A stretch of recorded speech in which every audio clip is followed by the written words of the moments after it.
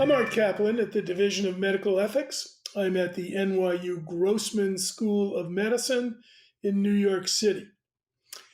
My school, NYU, has been working for some time to try and develop alternatives to human organs from cadavers to permit more transplants to take place in the United States. There is still an enormous gap between the number of people who need transplants, the number of people who donate organs upon death. Some people do donate kidneys when they're alive, but we still need hearts, livers, lungs, and in the emerging world of transplant, potentially other organs, maybe fallopian tubes or other body parts, uteruses that might benefit those who have been born without them or underwent cancer and had them removed.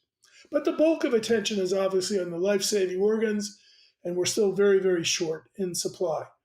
So, one idea is maybe animals.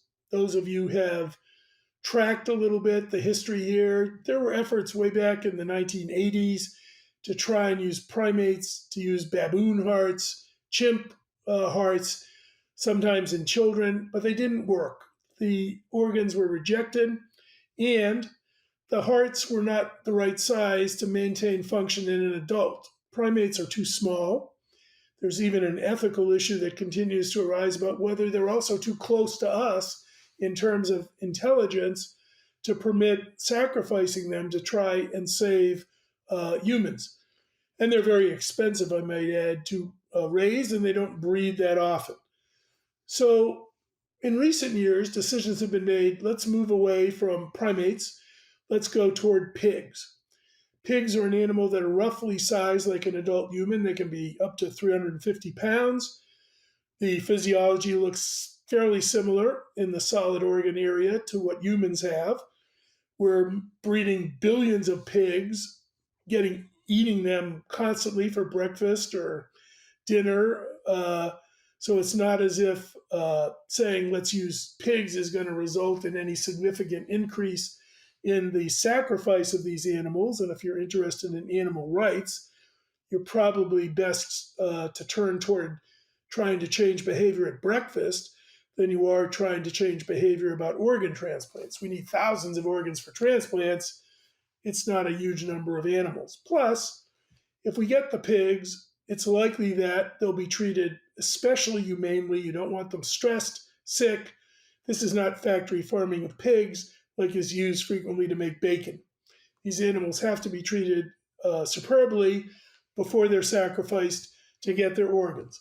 But the main trick, as many of you will know, is to try and genetically engineer the pigs from birth so that their organs are less immunologically resistant to the human in which they're going, because the human body rejects foreign tissues. Unless you're an identical twin, even human organs, we have to use a variety of drugs to try and keep them working because the body wants to fight them off. It thinks they're invasive, dangerous, infectious agents, as a matter of fact. Well, some centers are moving faster. The University of Maryland has now done 2 pig hearts, not for research, but as a way to try and rescue someone who they said was not eligible to get a human heart. Lawrence Fassett, the second person to get a pig heart at Maryland, recently died after 6 weeks with a pig heart. The FDA had given permission saying this is a desperate situation. If you think you can put it in, there's not going to be any human heart for him. But if you think it might benefit him in the longer run, then do it. And he only lived 6 weeks. Now, there are a lot of people who will say, well, did he know? Did he consent when he took this heart that he might not make it? And I'd have to say yes, he understood that. But that's not the only question. The only question is, or the other question is, excuse me, the other questions are we in a situation where we know the science well enough yet? Have we done enough animal-to-animal transplants to see what rejection might occur? At NYU, I proposed a model where we asked people who've died, their next of kin, to let us put artificial organs or pig organs into the dead body for a short period of time to see what is the impact of being transplanted that way on the human recipient and on the transplanted pig organ. That's a model that will teach us much without having to take gambles with causing a lot of suffering to a human who's rejecting a pig heart. I'm not sure we're ready to do what Maryland is trying, which is to say there's never going to be a human heart. All we've got is this pig heart, genetically modified. Do you want us to try to do this? A lot of desperation goes into that answer. People saying, if that's all I've got, try it. But it isn't likely that you're going to live very long with the first pig heart experiments, particularly as we don't fully understand what's the best drugs to use, what's the best approach to take to make that heart work. And I think it's also the case that we can still learn from animal to animal transplants, studies on people who are brain dead, whose relatives agree to let them volunteer to be used for a period of time to study what's going on.